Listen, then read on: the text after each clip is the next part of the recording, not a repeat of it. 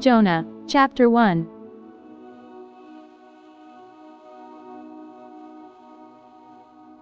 Now the word of the Lord came to Jonah the son of Amittai, saying, Arise, go to Nineveh, that great city, and call out against it, for their evil has come up before me. But Jonah rose to flee to Tarshish from the presence of the Lord. He went down to Joppa and found a ship going to Tarshish. So he paid the fare and went down into it, to go with them to Tarshish, away from the presence of the Lord. But the Lord hurled a great wind upon the sea, and there was a mighty tempest on the sea, so that the ship threatened to break up. Then the mariners were afraid, and each cried out to his God. And they hurled the cargo that was in the ship into the sea to lighten it for them. But Jonah had gone down into the inner part of the ship, and had lain down and was fast asleep. So the captain came and said to him, What do you mean, you sleeper? Arise, call out to your God. Perhaps the God will give a thought to us, that we may not perish.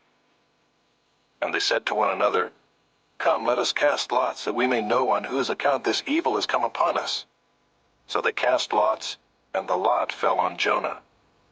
Then they said to him, Tell us on whose account this evil has come upon us. What is your occupation, and where do you come from? What is your country, and of what people are you? And he said to them, I am a Hebrew, and I fear the Lord, the God of heaven, who made the sea and the dry land. Then the men were exceedingly afraid, and said to him, What is this that you have done? For the men knew that he was fleeing from the presence of the Lord, because he had told them. Then they said to him, What shall we do to you, that the sea may quiet down for us? For the sea grew more and more tempestuous. He said to them, Pick me up and hurl me into the sea, then the sea will quiet down for you. For I know it is because of me that this great tempest has come upon you.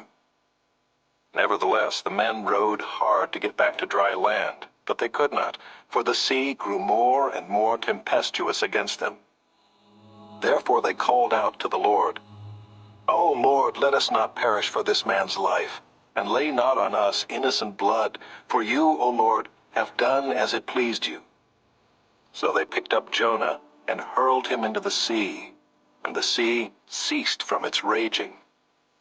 Then the men feared the Lord exceedingly, and they offered a sacrifice to the Lord and made vows. And the Lord appointed a great fish to swallow up Jonah. And Jonah was in the belly of the fish 3 days and 3 nights.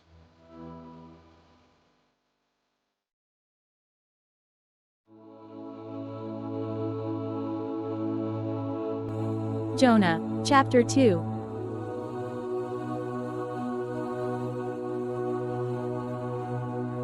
Then Jonah prayed to the Lord his God from the belly of the fish, saying, I called out to the Lord out of my distress, and he answered me. Out of the belly of Sheol I cried, and you heard my voice. For you cast me into the deep, into the heart of the seas, and the flood surrounded me. All your waves and your billows passed over me. Then I said, I am driven away from your sight, yet I shall again look upon your holy temple. The waters closed in over me to take my life. The deep surrounded me. Weeds were wrapped about my head at the roots of the mountains. I went down to the land whose bars closed upon me forever. Yet you brought up my life from the pit, O Lord my God.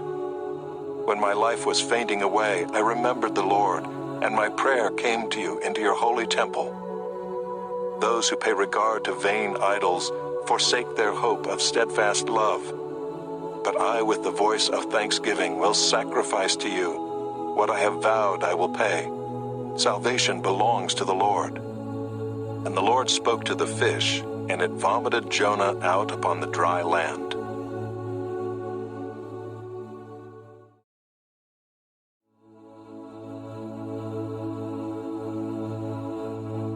Jonah, Chapter 3.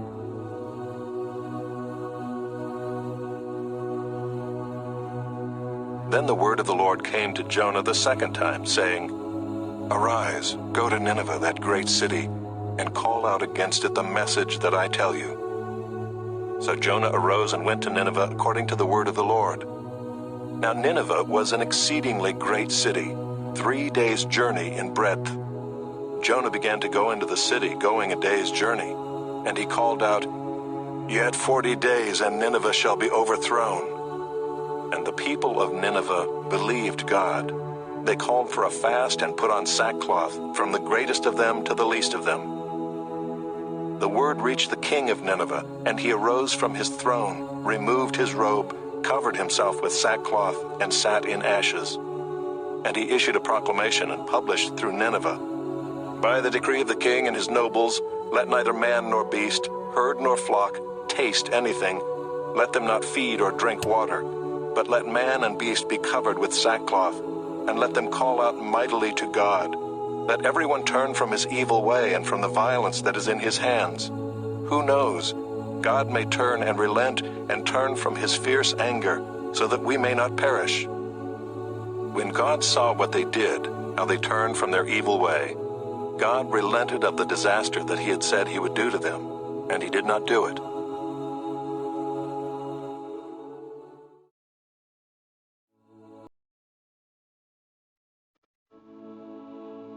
Jonah, Chapter 4.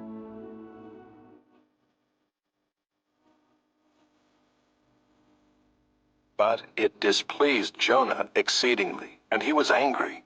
And he prayed to the Lord and said, "O Lord, is not this what I said when I was yet in my country? That is why I made haste to flee to Tarshish. For I knew that you are a gracious God and merciful, slow to anger and abounding in steadfast love, and relenting from disaster. Therefore now, O Lord, please take my life from me, for it is better for me to die than to live." And the Lord said, "Do you do well to be angry?" Jonah went out of the city and sat to the east of the city and made a booth for himself there. He sat under it in the shade till he should see what would become of the city. Now the Lord God appointed a plant and made it come up over Jonah, that it might be a shade over his head, to save him from his discomfort. So Jonah was exceedingly glad because of the plant. But when dawn came up the next day, God appointed a worm that attacked the plant so that it withered. When the sun rose, God appointed a scorching east wind, and the sun beat down on the head of Jonah so that he was faint.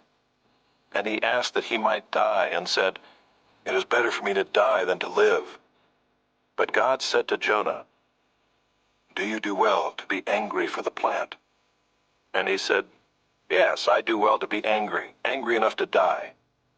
And the Lord said, "You pity the plant for which you did not labor, nor did you make it grow, which came into being in a night and perished in a night. And should not I pity Nineveh, that great city in which there are more than 120,000 persons who do not know their right hand from their left, and also much cattle?"